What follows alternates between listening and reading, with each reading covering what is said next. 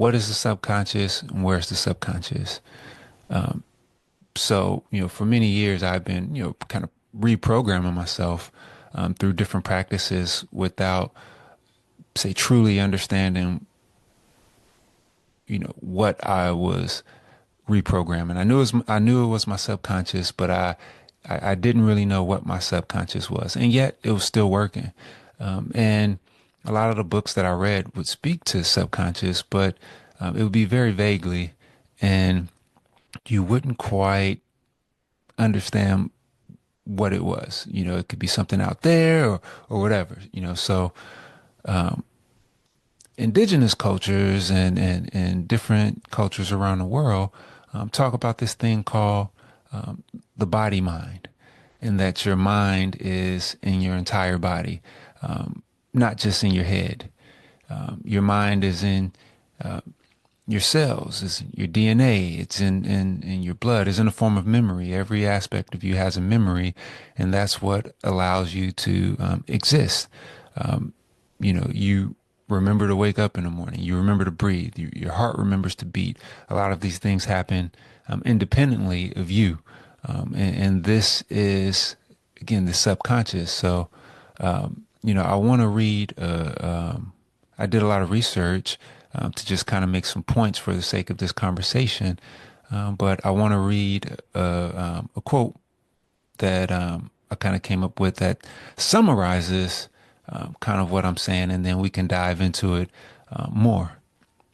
So the quote says, the subconscious isn't just the brain, it's distributed through the nervous system, the muscles, fascia, gut, and even cellular response. The body itself is a living substance, or the body itself is a living subconscious, expressing stored experiences, habits, and implicit memories without needing conscious permission. That's the key part, without needing conscious permission. I'll say that again, without needing conscious permission. So the cells in your body, your muscle, we're all familiar with muscle memory. You do something enough times, then it becomes a habit, right? And it happens automatically. It happens subconsciously, right? I remember playing basketball growing up.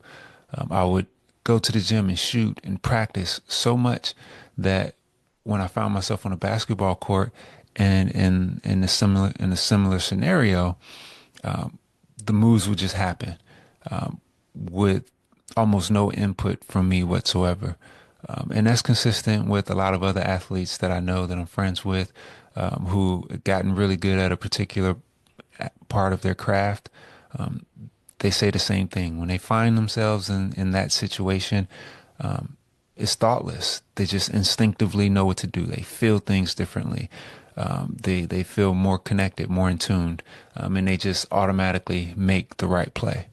And so this is a example of how people program themselves that we're all familiar with. All of us have watched an athlete or an actor, right? Same thing.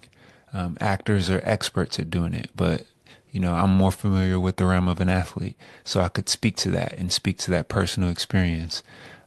Okay, so let me jump in a little bit more.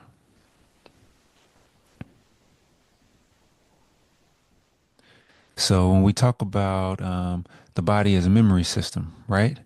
I want to talk about, muscle memory. It's called procedural memory. Skills like walking, playing an instrument, or martial arts are stored in the body um, through the basal ganglia and cerebellum. These memories bypass conscious thought. The body knows even when the mind doesn't recall step by step. So the body knows even when the mind doesn't recall step by step.